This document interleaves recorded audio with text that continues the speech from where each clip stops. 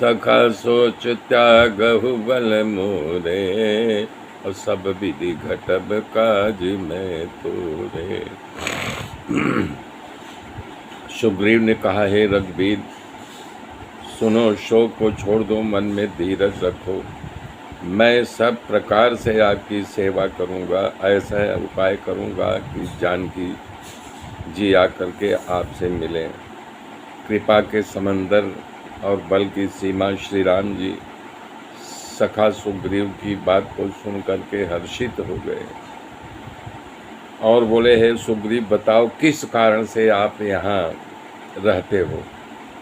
सुग्रीव ने कहा कि हे नाथ, बाली और मैं दोनों भाई हैं। हम दोनों में इतना प्रेम था कि उसका वर्णन नहीं कर सकते हैं। प्रभु, मैदानों का पुत्र दुंदुभी था, वो बड़ा मायावी था। एक बार आकर के वो हमारे द्वार पर ललकारने लगा। आधी रात का समय था।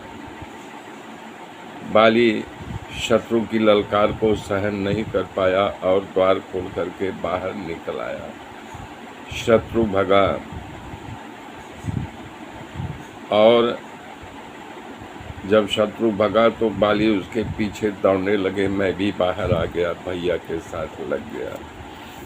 वो मायावी एक पर्वत की गुफा में घुस गया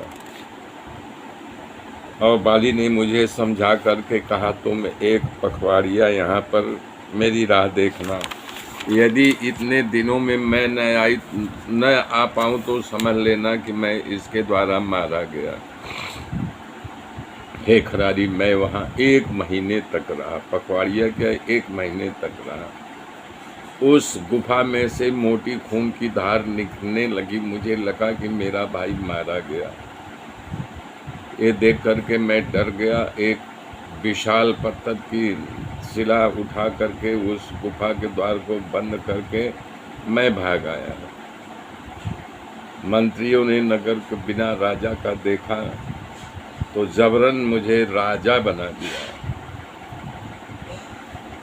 जब यानी कि बाली घर आया तो मुझे राज सिंहासन पर बैठा देख करके वो कुपित हो गया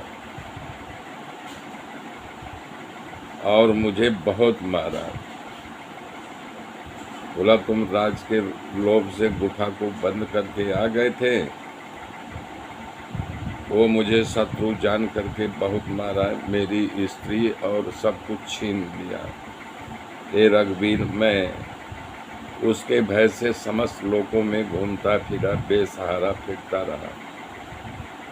तो ऋषि के शाप के कारण यहाँ पर वो नहीं आता है, जो कि मन से डरा रहता हूँ। सेवक का दुख यही है। दीनों पर दया करने वाले श्री रघुनाथ जी दोनों भुजाएं फड़क उठी। उन्होंने कहा, है सुग्रीव, मैं एक ही बाण से बाली को मार डालूंगा। ब्रह्मा और शिव के शरण में जाने पर भी उसके प्राण नहीं बचेंगे। अरे जो न मित्र दुख होई दुखारी, और तिनहि बिलोकत पातक भारी। निज दुख गिरी समरज करी जाना, अमित्र का दुख रज मेरु समाना। जय राम सिया राम, जय जय राम। मेरे मित्रों, मेरे साथ जुड़े रहिए। आगे की गाथा फिर कल